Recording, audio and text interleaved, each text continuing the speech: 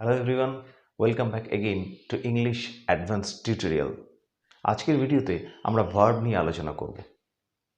Verb নিয়ে confusion আমাদের সকলেরই প্রত্যেকেরই কিছু না কিছু আছে।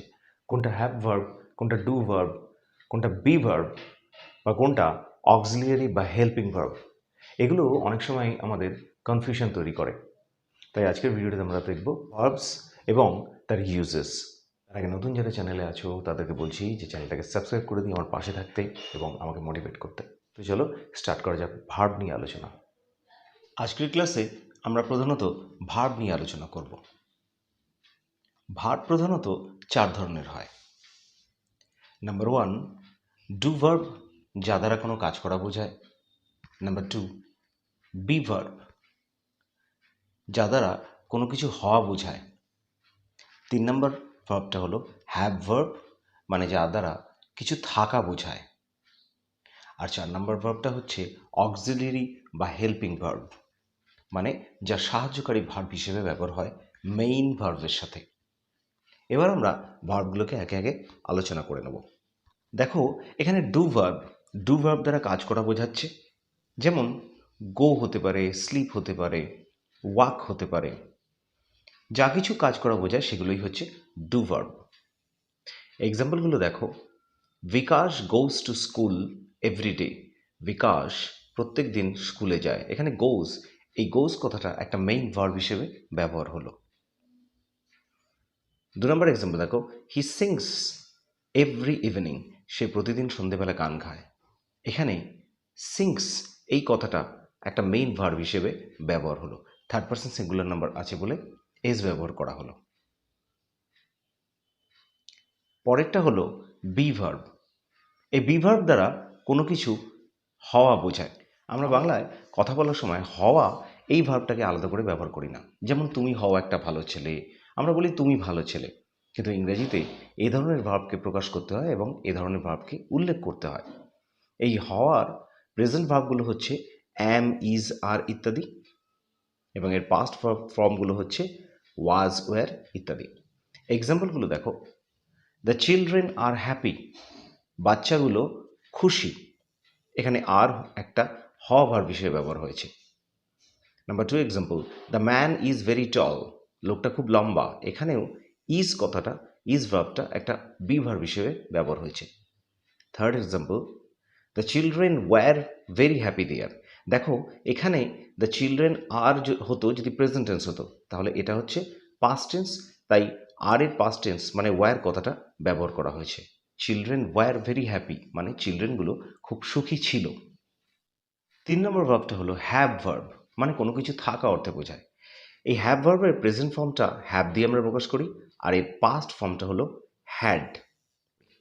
এক্সাম্পল দেখো, আই হ্যাভ এ পেন। আমার একটি পেন আছে। The boy has a toy. ছেলেটার একটা খেলনা আছে। আবার যখন আমরা এটাকে পাস্ট টেন্সে ইউজ করব, এক্সাম্পল দেখো, we had a beautiful house there. আমাদের সেখানে একটা সুন্দর বাড়ি ছিল। এটা হ্যাভের পাস্ট টেন্স হিসেবে হ্যাড ব্যবহার করা হলো, তাই এখানে হ্যাভের পাস্ট টেন্স হ্যাড ইউজ করা হয়েছে।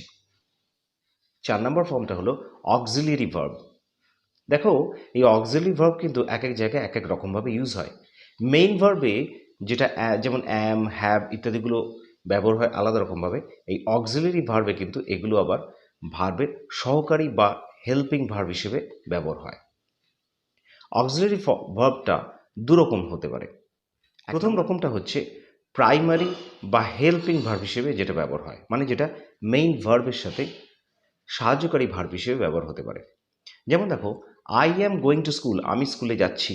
এখানে অ্যাম অন্য অর্থে আগে যেভাবে বলা হলো সেটা এই অ্যাম কথাটা বি ভার্ব হিসেবে ব্যবহার হতে পারে, যেমন I am a good boy. কিন্তু এখানে দেখো, I am going to school, এই যে গোয়িং কথাটা, এই গোয়িং ভার্বটার অক্সিলারি ভার্ব বা হেল্পিং ভার্ব হিসেবে অ্যাম কথাটাকে যোগ করা হয়েছে।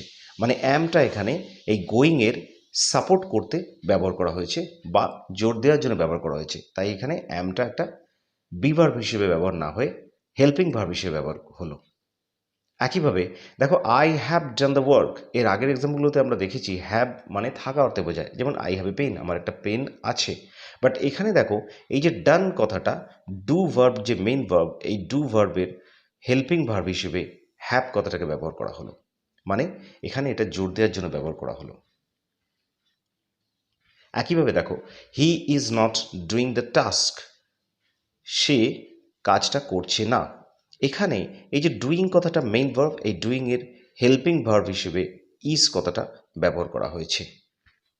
এবার দেখো, অক্সিলারি ভার্বের আরেকটা রূপ হচ্ছে মডেলস।